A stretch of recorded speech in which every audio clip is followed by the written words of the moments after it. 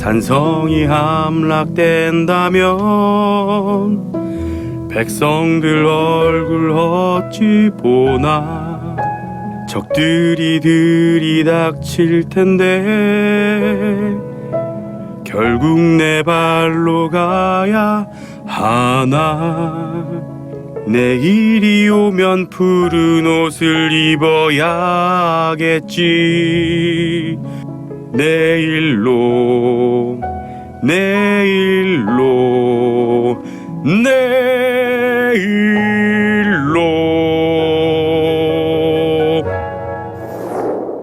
안녕하세요. 고전산문 스토리텔러 곽동훈입니다. 오늘은 레미제라블의 주인공이 되어봤는데요. 청나라의 침입으로 남한산성에 피신했다가 결국 항복할 수밖에 없었던 병자호란 당시 인조의 마음을 담아 노래를 불러봤습니다.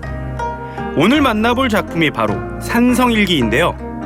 후금의 누르하치 때부터 그의 아들 홍타이지가 조선을 침략해 굴복시키기까지의 이야기가 일기 형식으로 담겨 있습니다.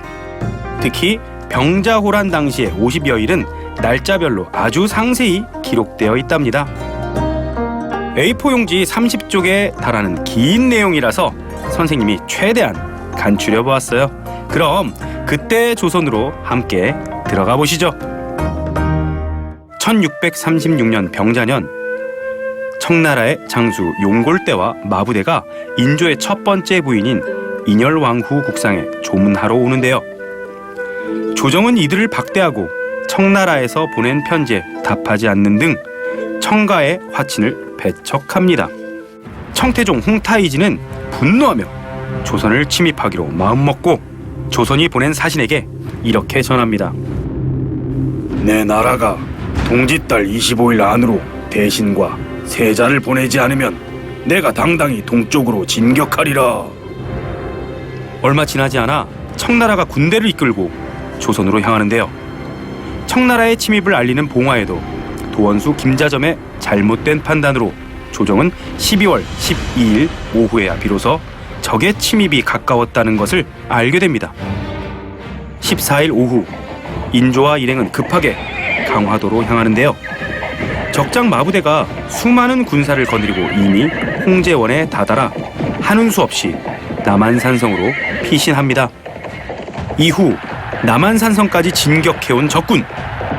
조선군은 산성 곳곳에서 벌어지는 작은 전투에서 승리를 거두기도 하지만 추운 날씨에 많은 이들이 목숨을 잃게 되죠. 12월 27일 성안에서는 도와주러 올 군사들을 기다리고 있지만 오는 길이 적군에게 막혀 아무도 도와주러 오지 못하고, 그러던 중 채찰사 김류가 북성에 가서 전투를 벌이는데요. 적의 꾀에 속아 결국 300여 명의 군사를 잃고 조정은 절망에 빠집니다. 다음 해인 1637년 1월 2일 인조는 청나라 황제 홍타이지의 편지를 받게 되는데요. 요약하면 이렇습니다. 대청국 황제는 조선 국왕에게 문서를 내려 깨우치노라. 너희는 우리와 대적했고 후에 명나라 군주를 도와 내 나라를 해쳤으니 내가 크게 노하여 정묘년에 군사를 일으켜 정복하고자 한 것이다. 내 너희 나라를 아우로 대접했으나 스스로 원수가 되어 백성을 도탄에 빠지게 하고 궁궐을 버리고 조그만 산성에 들어가 숨었으니 후세에 웃음거리가 될 것이요 씻을 수 없는 지옥이 될 것이다. 만일 할 말이 있거든 분명하게 고해야 해롭지 않을 것이다. 이후 인조는 청나라 황제에게 스스로 조선을 소국이라 칭하고 청나라의 은혜를 바라는 비굴한 내용의 답신을 보내는데요. 청나라 황제는 인조가 보낸 답변에 사소한 내용까지 지적하며 살고자 한다면 성에서 나와 명을 따르고 싸우려 한다면 속히 싸우러 나오라고 또다시 답서를 보냅니다. 이에 조선은 청나라에 굴복하는 내용을 담아 국서를 보내는데요. 조선 국왕은 대청국 황제께 글을 올리오 엎드려 명을 받으니 황제께서 책망하신 것은 가르쳐 주시는 의미로 만물을 다시 살리는 봄의 따스한 기운이 들어 있었으니 황송하고 감격스러워 몸둘 곳이 없소이다. 황제의 덕이 하늘과 같으니 감히 실정을 드러내 말하고 공손히 은혜로운 분부를 기다리겠소. 사실 이 편지는 이조판서 최명길이 쓴 것이었습니다. 예조판서 김상원은 이 내용을 보고 대성통곡하며 편지를 찢어버리죠. 그러나 최명길을 비롯한 신하들은 편지를 다시 적에게 전하고 답서를 받아오는데요. 답서에는 항복하려면 척화를 주장하던 신하 두세 명을 처형하기 위해 보내라고 적혀 있었죠.